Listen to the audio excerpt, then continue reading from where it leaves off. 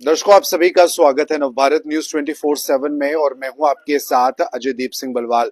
जम्मू कश्मीर के अंदर PHE daily wages का जो मसले मसाइल हैं वो आप सभी के सामने हैं। उस पर हम हमेशा बात करते हैं। डेली वेजर्स भी सड़कों पर उतरते हैं, धरने प्रदर्शन होते हैं, लाठीचार्ज होते हैं, सियासतदानों के बहुत बड़े बड़े वादे भी होते हैं और एक ऐसे ही वादा जो है देश की सरकार, केंद्र सरकार भी बहुत बार कर चुकी है कि जरूर मसले जो हैं वो हल होंगे। लेकिन वहीं अगर जम्मू कश्मीर के मुख्यमंत्री उमर अब्दुल्ला की बात की जाए तो जब उनकी सरकार चुनकर आई, पीएचई डेली वेजर्स ने सेक्रेटेरिएट का भी घेराव करने की कोशिश की और एक दिलासा भी दिया गया कि 6 महीने की कमेटी जो है उसको गठित किया जाएगा, उसके अंदर निर्णय जो है वो पीएचई डेली वेजर्स के संदर्भ से लिए जाएंगे। हालांकि अब 6 महीने से काफी ऊपर हो गया है, साल होने को आया नई सरकार को। ऐसे में असेंबली भी अब कश्मीर के अंदर शुरू होने वाली है। जब जम्मू के अंदर भी थी तब भी बहुत कुछ हुआ, डेली वेजर्स द्वारा प्रदर्शन हुआ। क्या रणनीति है डेली वेजर्स की, इन्हीं से जानते हैं। आपका बहुत बहुत स्वागत है, क्या कहेंगे? अजय जी, आपका और आपके चैनल का बहुत बहुत शुक्रिया। देखिए, पिछले 6 महीने से जम्मू कश्मीर का तमाम कई डेली वेजर ये वेट कर रहा था कि उमर साहब ने असेंबली में जो वादा किया था, जब पीएच एम्प्लॉय यूनिट फ्रंट पे 10 मार्च को लाठीचार्ज हुआ तो 11 मार्च को उन्होंने एक कमेटी गठित की और ये कहा कि हम नंबर पता लगाएंगे। जबकि नंबर सरकार के पास पहले से है। 311 पर डे जो लोग ले रहे हैं वो फाइनेंस से ले रहे हैं, फाइनेंस के पास सारा नंबर था, फिर भी इसको लिंगरान करने की कोशिश की गई। तो हमने कहा कोई बात नहीं, चीफ सेक्रेटरी साहब की चेयरमैनशिप में ये कमेटी बनी। आज उस कमेटी को 7 महीने होने वाले, 6 महीने का टाइम था कि उस कमेटी को 6 महीने के अंदर रिपोर्ट देनी थी और आज 7 महीने, 19 तारीख को 7 महीने हो जाए, 19 अक्टूबर को, 23 अक्टूबर को असेंबली लगने वाली है। हमने 23 अक्टूबर को सारे प्रोविंस के जितने हमारे कई डेली पीएचई के हैं, जो पीएचई एम्प्लॉय यूनिट फंड के साथ चलते हैं, हम सबसे आह्वान किया, उनसे रिक्वेस्ट किया, सब लोग 23 अक्टूबर को सुबह 10:30 बजे Jammu BC road old chief engineer office में पहुंचे और अपने हक के लिए जो सरकार ने वादा किया, सरकार वादा करके भूल जाती है। ये लोग जब सत्ता पे रहते हैं तो इनके आंख और कान बंद हो जाते हैं, जब ये अपोजिशन में रहेंगे तो इनके आंख कान खुले रहते हैं। छोटी सा इंसिडेंट भी हो जाए ये वहां इमीडिएटली पहुंचते हैं और मीडिया के अटेंशन लेने के लिए। तो इसीलिए ये हमारा संघर्ष जारी रहेगा। 23 अक्टूबर को जैसे असेंबली लगी हम सड़कों पे होंगे और लाल आर्ट की प्रॉब्लम जो होगी वो एलजी साहब भी उसमें बराबर के शरीक हैं और उमर साहब भी बराबर के शरीक। जम्मू कश्मीर में जब से नई सरकार का गठन हुआ है, उमर अब्दुल्ला और एलजी महोदय के बीच में तालमेल की कमी है या बहुत सी अलग अलग बातें हैं, उन पर सवाल जवाब होते रहे। ऐसे में सबसे ज्यादा जो पिसता है वो आम इंसान है और आप लोग या आपके जैसे अन्य डेली वेजेस अलग अलग विभागों के जो सिर्फ आस लगाते हैं। पहले बीजेपी के 28 विधायकों से आस लगाई गई, अब नई सरकार से लगाई गई। आपको लगता है कि केंद्र सरकार पर सही मैसेज नहीं पहुंच पा रहा है जो कुछ यहाँ पर हो रहा है, या मौजूदा सरकार पर नहीं दबाव बन पा रहा है, या बीजेपी की इसमें इन्वॉल्वमेंट बहुत कम रही है? आप कैसे देखते हैं इन सभी बातों को? देखिए, केंद्र सरकार के पास बहुत अच्छी तरह मैसेज पहुंचा हुआ है।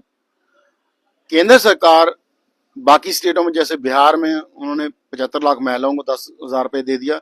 शायद यहाँ इलेक्शन फुल फ्लैज होती तो हमें उस टाइम उम्मीद थी, जब इलेक्शन थी पिछले साल पहले, कि बीजेपी कुछ करेगी और तमाम बीजेपी के लीडरों की तरफ से मैसेज था कि इलेक्शन से पहले कुछ ना कुछ होगा इनका। प्रधानमंत्री जब आते हैं या गृह मंत्री जब जम्मू कश्मीर स्टेट पे आते हैं तो बीजेपी के लीडर ये बयान देते हैं कि इनके लिए कुछ ना कुछ होगा। और हमने भी 2013 में, जब माननीय प्रधानमंत्री जी बीजेपी के इलेक्शन कैंपेन कमेटी चेयरमैन थे, जम्मू स्टेडियम में ललकार रैली में उनके सामने जुगल जी ने कहा था, जो अभी भी तीसरी बार एमपी बने, कि जम्मू कश्मीर में धारा 370 के बाद अगर कोई बड़ा मसला है वो 61,60,000 डेली वेजर।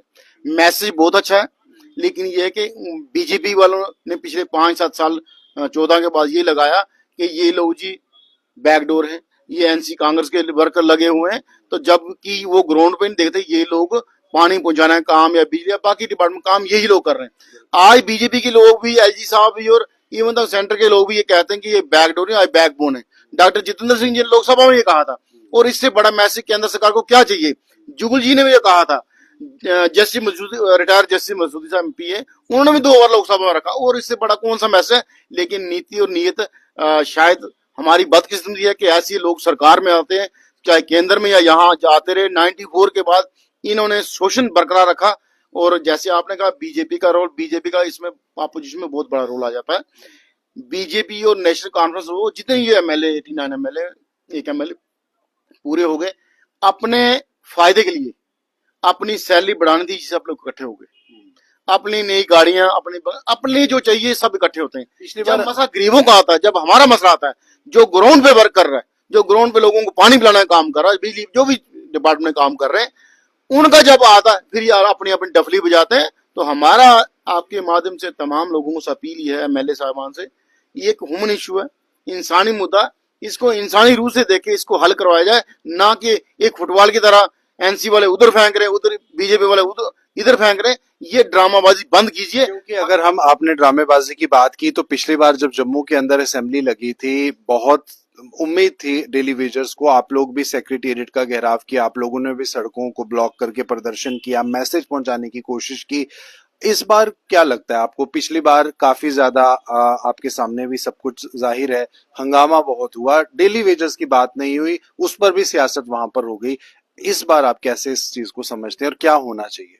देखिए, हम इसीलिए सभी एमएलए से रिक्वेस्ट कर रहे हैं, इसको सियासी अखाड़ा ना बनाए, इस मुद्दे को सियासी मुद्दा ना बनाए, इसको ह्यूमन इशू है, ये इंसानी मुद्दा है, इसको इंसानी रूह से ही देखा जाए।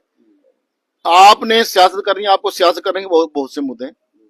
अगर आपको पानी की प्रॉब्लम पड़ जाए, शीतली से 2 लाइनें जो मेन आती हैं जम्मू शहर को, वो फ्लड की वजह बहेगी, और एमएलए साहबान को प्रोटेस्ट करना पड़ा, लोगों की प्रॉब्लम थी। तो वही एमएलए साहबान ये क्यों नहीं देखते, जो लोग पानी हमें लगातार पिछले 30 साल से लगातार पानी पहुंचा रहे, उनकी फैमिली, उनकी फैमिली कितनी प्रॉब्लम आ रही है, वो चीज नहीं देखी जाती। अपनी सैलरी बढ़ाई जाती है, अपनी फैसिलिटी पूरी चाहिए, लेकिन जो गरीब का डेली वेजर सड़कों पे मारा मारा पिछले 3 साढ़े 3 साल से खजल हो रहा है। 10 मार्च को जबरदस्त लाठीचार्ज हो, उमर साहब तब ये कमेटी अनाउंस की। तो हमारा आपके माध्यम से इन तमाम एमएलए को, आप अपने लिए जो फैसिलिटी लेनी, 3 की 5 लाख सैलरी कराओ, लेकिन हमारा जो जायजा वो दे दो।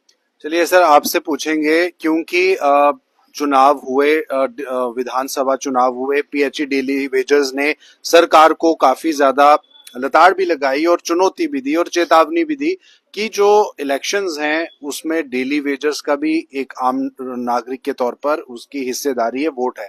अब बायपोल इलेक्शन होने वाले हैं, दोबारा से एक मौका आप लोगों के पास है कि आप फिर से सरकार को याद दिलाएं, वोट के माध्यम से ही सही। कैसे आप देखते हैं, दोनों कॉन्स्टिट्यूएंसी में चुनाव है, डेली वेजर्स भी एक हिंदुस्तानी नागरिक होने के नाते वोट डालने जाएगा, जम्मू कश्मीर का नागरिक होने के नाते, क्या मैसेज रहेगा? शुक्रिया जी आपका। यहाँ तक ये जो अभी इलेक्शन का आपने सवाल किया है, इलेक्शन जो अभी बाय पोल जो होनी है, तो नगरोटा कॉन्स्टिट्यूंसी से जो भी ऐलान होगा, किसी भी पार्टी का जो भी कैंडिडेट खड़ा होगा, तो हमारा तो डेली वेजर जो है वो इस वक्त परेशान है। वो मुझे समझ में नहीं आ रहा कि उन्होंने पहले भी जिस तरह से इन्होंने मैनिफेस्टो में वायदे करके डेली वेजरों से वोट लिया, तो इस बार ये चाहे वो बीजेपी का खड़ा होगा, चाहे कांग्रेस का, चाहे एनसी का, कोई किसी भी पार्टी का खड़ा होगा, तो वो डेली वेजर के पास किस मुंह से वो वोट मांगने के लिए आएंगे? आपको पता है कि हर एक कॉन्स्टिट्यूंसी में डेली वेजर की जो संख्या है बहुत ज्यादा है। नगरोटा कॉन्स्टिट्यूंसी आप लगा लो कि यहाँ पे हमारे कितने जो स्कीमें चल रही हैं, कितने प्लांट्स चल रहे हैं, कितने ट्यूबवेल चल रहे हैं, मैक्सिमम 90% जो है वो डेली वेजर काम कर रहे हैं, जो लोगों के घरों तक पानी पहुंचा रहे हैं। तो अब डेली वेजर इस चीज के लिए तो परेशान होगा, क्योंकि एनसी ने मैनिफेस्टो में रखा, बीजेपी ने मैनिफेस्टो में रखा, उससे पहले भी जो गवर्नमेंट जो इलेक्शन हुई उसमें भी मैनिफेस्टो में रख के इन्होंने एक किस्म का लॉलीपॉप दिया डेली वेजरों को। तो इस बार वोट तो हम जरूर डालेंगे, ऐसी बात नहीं, ये हमारा फंडामेंटल राइट है और हमारा एक हक बनता है कि हम किसी अच्छे कैंडिडेट को चुन के लाएं जो कि हमारी आवाज असेंबली के अंदर उठाए। तो अब असेंबली के अंदर इनके अपने मसाइल नहीं हल होते हैं, तो हम कैसे इनसे उम्मीद करें? इनकी अपनी लड़ाइयां नहीं खत्म होती हैं, एक दूसरे के ऊपर छीटाकशी, ये एक मजाक बन गया हुआ, ये असेंबली नहीं है। अपने मुद्दों के लिए इनके लिए वो एक अपना टेबल के ऊपर थपथपाते हैं तो उसको बिल वो पास हो जाता है, लेकिन जब आती है डेली वेजरों की बारी, जब गरीब लोगों की बारी, और भी मसले हैं जम्मू कश्मीर के, तो तब ये एक दूसरे के ऊपर नहीं दीजिए। ये इन्होंने अपने टाइम में क्यों नहीं किया? वो बोलते हैं अब आपकी सरकार है, आप क्यों नहीं कर रहे हो? यार ये क्या मजाक बना के रखा आप लोगों ने? ये बिल्कुल बिल्कुल जाहिर सी बात है। एक आखिरी सवाल अब आपसे ही है, क्योंकि त्योहारों का सीजन भी है, हर घर पे इंतजार रहता है कि चलो कुछ अच्छा हो इस दौरान। क्या आपको लगता है कि कितनी जल्दी इन असेंबली से पहले या इन बातों से पहले जो है सरकार कोई अच्छा आप लोगों के हक में फैसला सुनाए? इलेक्शंस भी होने वाले बाय पोल। देखिए अजय जी, उम्मीदों पे पिछले 30-32 साल से 94 के बाद जितने भी कहे डेली वेजर लगे, इसी उम्मीद पे रहे ये त्योहार आने वाला हमारे लिए अच्छा होगा। कई त्योहार, दीपावली, गुरपुरब, ईद हो गया, नवरात्रे निकले या क्रिसमस, जितने त्योहार आए तक साल में आते हैं, ये 30-32 साल से त्योहार बगैर किसी पैसे के फीके ही हमारे लोग जा रहे हैं। जिसको घर से थोड़ी बहुत ठीक है, फाइनेंस ठीक है, वो बेचारा बना रहा, अदरवाइज बच्चे तरस रहे हैं। किसी के बच्चे बगैर एजुकेशन रह गए, किसी की माँ बाप बगैर मेडिसिन के रह गए। बात की आपने इलेक्शन की, इलेक्शन से देखो 94 के बाद कितनी पार्टी पॉलिटिक्स सत्ता में आई, ये सब लोग खुद सेट हो गए, इनके पॉलिटिकल वर्कर एमएलए एमएलसी बन के पेंशन ले रहे हैं और बेनिफिट सारे ले रहे हैं। आगे भी जो एमएलए बनेंगे वो अपने लिए बनेंगे, जनता के लिए, जो हमारे लिए, हमें आज तक कोई बेनिफिट नहीं हुआ। ना धारा 370 टूटने से पहले बाद, ना पहले। हमारी कंडीशन ज्यों की त्यों है। हाँ, इन लोगों के कोई ना पॉलिटिकल वर्कर एडजस्ट हो जाएंगे, उनको एमएलए बन के गाड़ी मिल जाएंगे, बंगलों मिल जाएंगे, पेंशन उनकी लग जाएगी।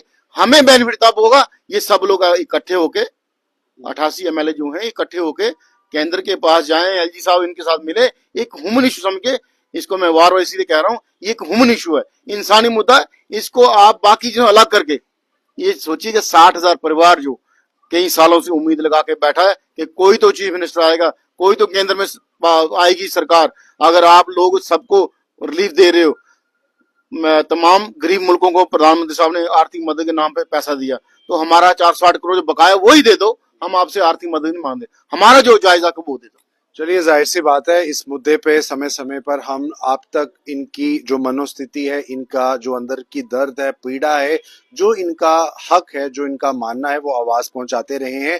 हम उम्मीद करते हैं कि इस बार जो असेंबली होने वाली है श्रीनगर के अंदर, कश्मीर के अंदर, उसमें कोई ना कोई फैसला इनके हक में होगा। इनके जो पेंडिंग वेजेस हैं, इनकी जो आगे बातें हैं कि किस तरह से एसआरओ के तहत काम हो, वो सब बातों पर ध्यान हो। और एक लंबे अरसे से ये लोग अपनी सेवाएं दे रहे हैं, अस्थायी कर्मचारी के रूप में ही सही, लेकिन सेवाएं तो दे रहे हैं। उस पर ध्यान देने की जरूरत है, सरकार को समझने की जरूरत है। वीडियो को जरूर शेयर कीजिए और कमेंट भी जो है उसको जरूर लिखिए, ताकि हम तक भी आपकी जानकारी पहुंच पाए, आपके सोच विचार पहुंच पाए। फिलहाल आप बने रहे नवभारत न्यूज 24/7 के साथ।